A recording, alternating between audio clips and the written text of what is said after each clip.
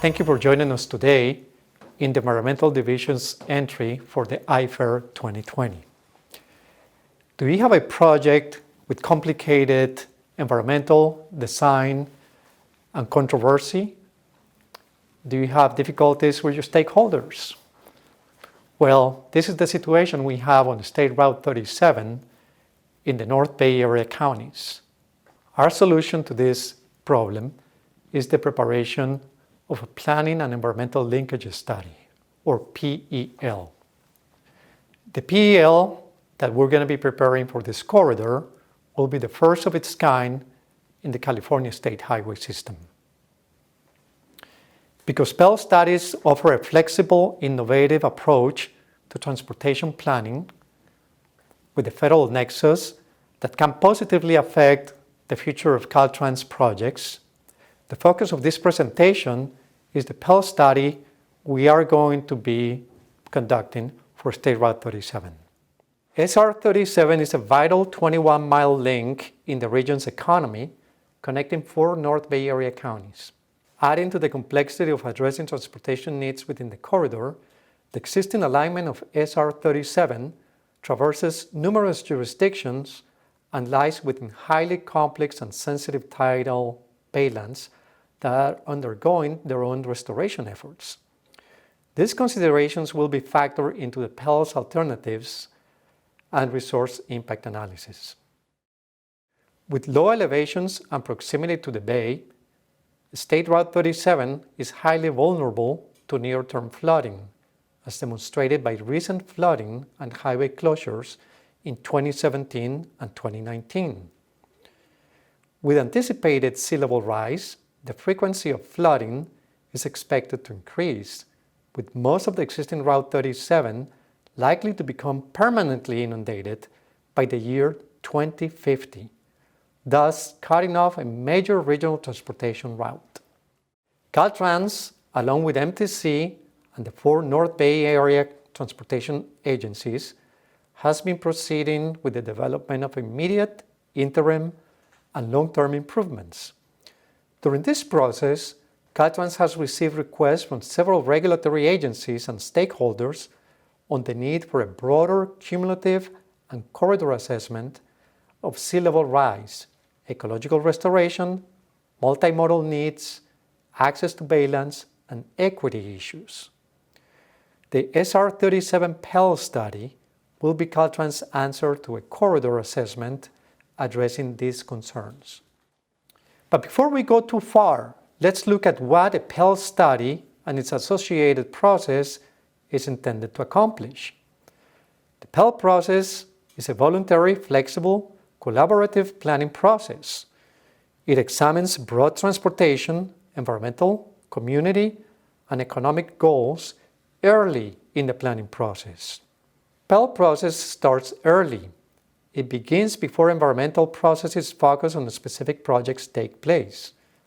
It establishes buy-in from agencies and stakeholders on a corridor vision, purpose and need, range of alternatives, and consideration of key environmental issues. PEL gathers preliminary data and considers conceptual level of design, traffic analysis, and evaluation of environmental impacts. PEL studies will allow agencies to look at the big picture by examining a broad area or corridor. PEL establishes long-term transportation visions and set the stage for focused future projects. Stakeholder involvement is critical to success of PEL studies. The process encourages working relationships and early agency involvement, which enables more effective decision-making. PELs also solicit input and, if possible, consensus of decisions from public, tribes, elected officials, agencies, and other stakeholders.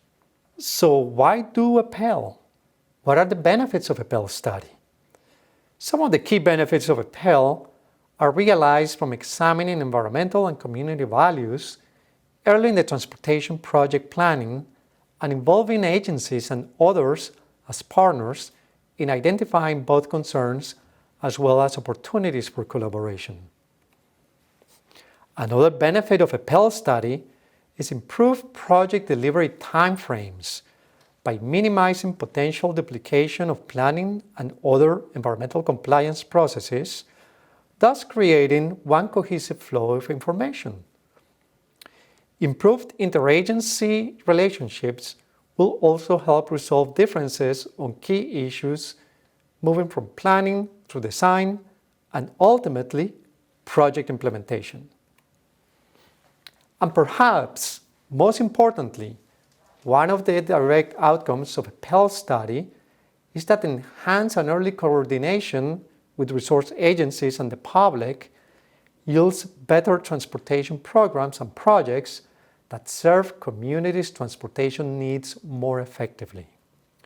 The Pell study and its many supporting studies provide agencies with tools to design better projects while avoiding and minimizing impacts on communities and natural resources. So one question you may have is, under what circumstances would we want to complete a Pell study? Well, since Pell studies are new to California, let's consider some of the common circumstances where Pell studies may benefit you.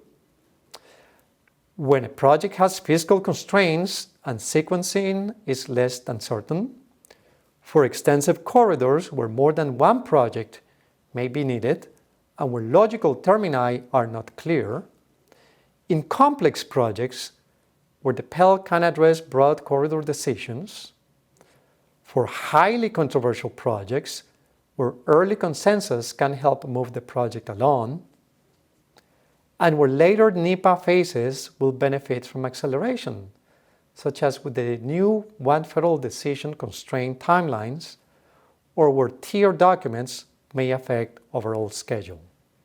So now you may be wondering, why are we doing a Pell study for Route 37?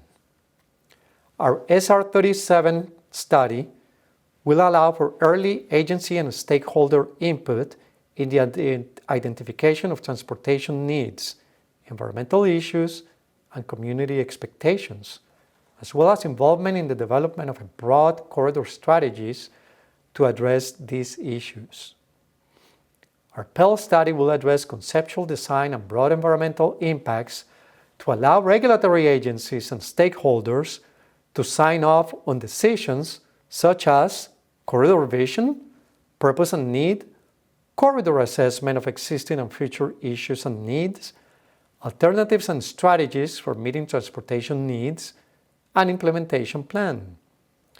Our Pell will thereby address concerns already voiced by agencies in the corridor and decrease the risk of challenges in subsequent NEPA, CEQA environmental impact analysis and permitting processes of future projects. So, who are the typical participants of a Pell study? Pell studies provide a comprehensive forum and approach to public engagement involving resource and regulatory agencies, tribes, local stakeholders, and the public on an ongoing basis and through key milestone meetings as the Pell steps are advanced. So what do we hope to accomplish through a Pell study for Route 37? The study will most likely include integrating transportation, ecosystem, and sea level rise adaptation into one design, increasing corridor resiliency to storm surges and sea level rise, improving mobility across all modes and maintaining public access, addressing roadway rehabilitation requirements, and restoration opportunities. So, in summary, the successful implementation of the first California State Highway System Pell process will provide a tool for Caltrans and external agencies to deliberate and ultimately reach consensus on key decisions, which will aid Caltrans and its partners in developing and programming long-term projects. Based on the completed SR 37 Corridor Pell study, Caltrans and its partners can expect to advance to construction in less time and reduce risk in cost and schedule for future projects. The Pell study will bring this body of knowledge into a cohesive and consistent shared plan, including consideration of the transportation needs, climate adaptation through design for sea level rise and extreme weather events, and protection and restoration of valuable ecosystem in the ASR 37 area. I would like to thank you for your time today. If you'd like some information regarding the ASR 37 PEL study, you may contact me directly. If you have questions regarding the PEL studies in general, please contact Tammy Massengale in headquarters. Thank you.